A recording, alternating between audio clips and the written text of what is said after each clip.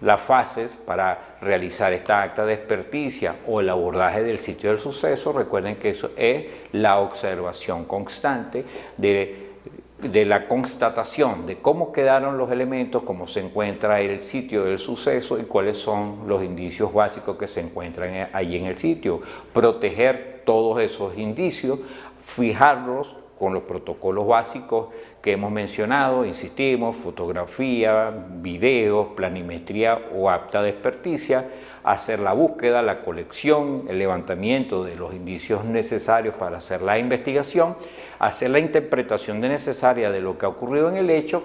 y posteriormente realizar el descarte para tomar en consideración exactamente cuál fue el origen verdadero del evento al cual estamos investigando. El cuarto paso que damos dentro de esta área tiene que ver con el análisis detallado del sitio donde ocurrió el accidente. Ese es el análisis detallado de la maquinaria, de la parte de la maquinaria que causó el evento, porque podemos estar manejando un evento relacionado con componentes eléctricos como tal. Entonces la parte exacta que causó el accidente o dónde se ubicó el accidente. Tenemos que manejar ese tipo de aspectos, hacer el estudio de los materiales que se encuentran en el sitio para comprobar si cumplen con los estándares necesarios de seguridad, tanto los materiales de trabajo como los equipos de protección personal y los protocolos que se siguieron a efecto para poder desarrollar ese trabajo en condiciones de seguridad.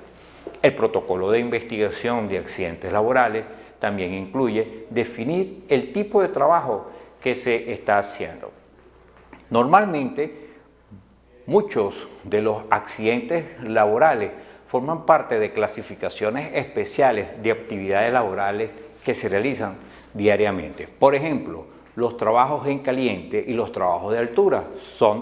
considerados de los más riesgosos. Si el trabajo es definido como un trabajo en caliente, tiene que ver con todos aquellos procesos laborales que implican fuentes de ignición o elevación de la temperatura que pueda, por alguna razón, entrar en contacto esa elevación de temperatura con algún agente combustible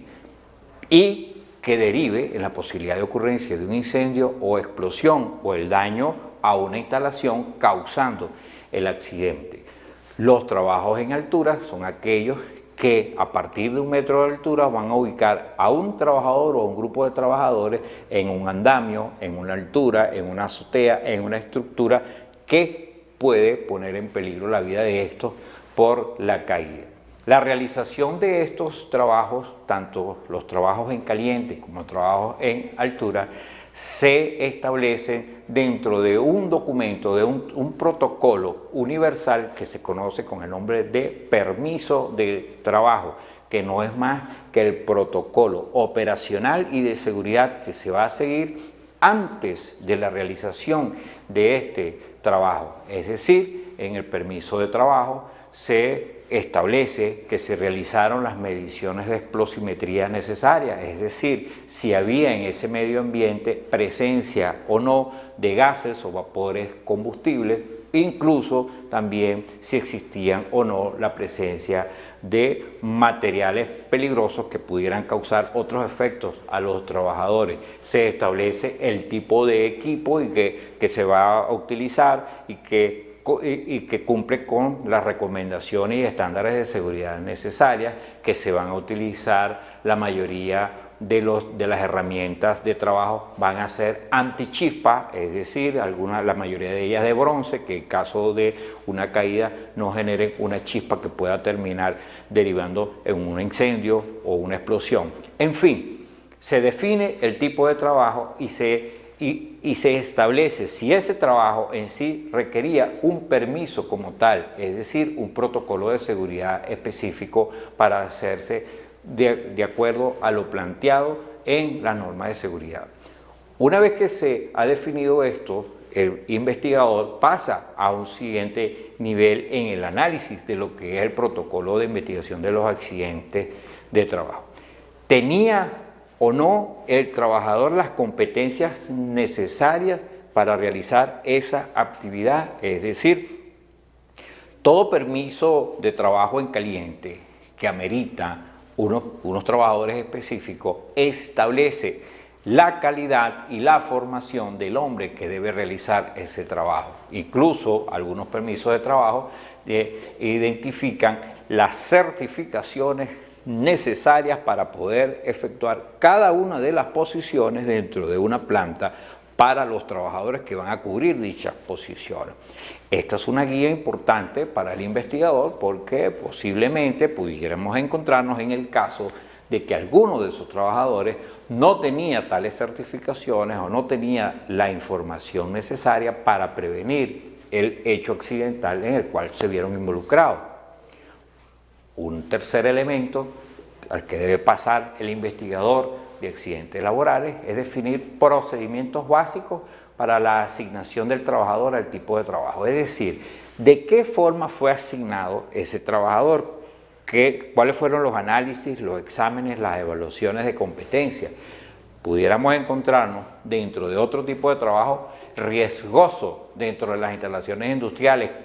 Tal es el caso de los trabajos en espacios confinados, es decir, aquellos que se realizan dentro de tanques industriales, de tanques de almacenamiento, alcantarillas, etcétera, que ingresó un trabajador que no tenía las condiciones psicológicas necesarias para permanecer durante un tiempo específico realizando actividades laborales en dicho ambiente de trabajo.